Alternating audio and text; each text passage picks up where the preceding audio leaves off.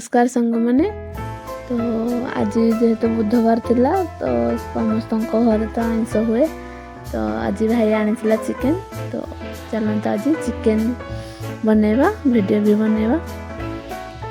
चलते तेल पकई कढ़ई तेल गरम है पर्यटन अल्प ता देहरे चीनी पकईदेवे जोटा कि चिकेन कलर बहुत भल भाव आसो देखो चीनीटा जो टे लाल हो आसला मुझे पियाज पकईदेली जेहतु पियाज टे अधिक दरकार तो आम अल्प चिकेन थिला तो मुझे पियाज अधिक पकईली कि पूरा चीनीटा को पकईदेले कौन कहले से गोटे अलग कलर आसो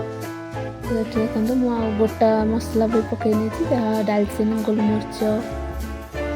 आपन घर जहाँ भी थी गोटा मसला तो आप यूज करें देखो मोर पियाज जाक टिके गोल्डन कलर टिके भाजी फ्राई है भाया भाजीदेवे अल्प अल्प मोर भी भाजी आसलानी पियाज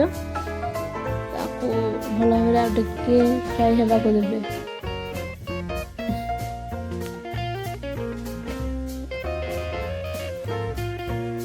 देखो ये भी भल भाव आसला फ्राए हो तो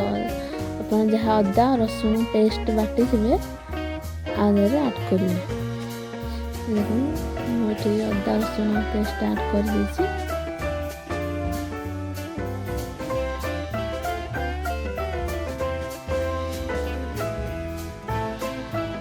चिकेन मसला और हलदी गुंड लुण को भी मसला आड करदे तापर आपको देखो मुझे पकई आपको एपट सेपट करेंगे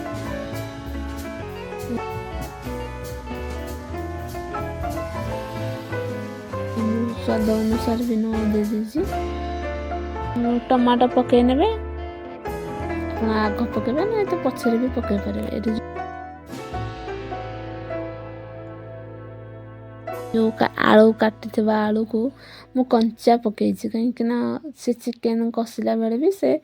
सीझीज नहीं तो ना आप छाणिक आलू पकईबे पकई पारे मुझे कंचा पकई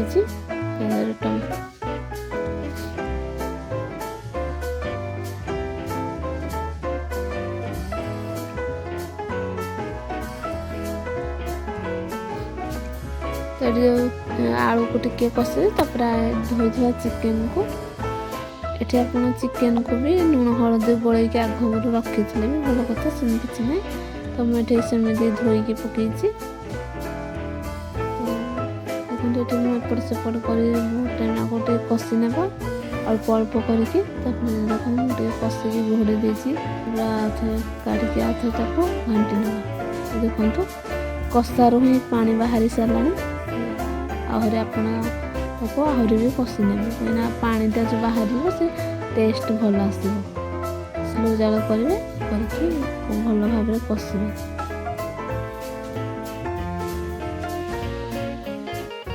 तो ये देखो आमर भी चिकेन अल्प हो आसला देहरे धनिया पत्र जो आम काटि धनिया पत्र को तापर पकईना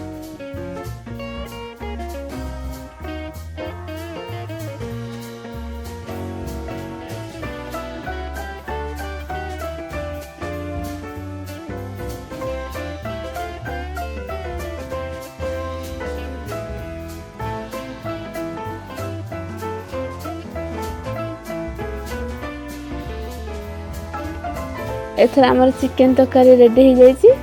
तो मो भिडियोटी भल लगी लाइक करेंगे सब्सक्राइब करेंगे आ बेल को बजे देवे आ देखा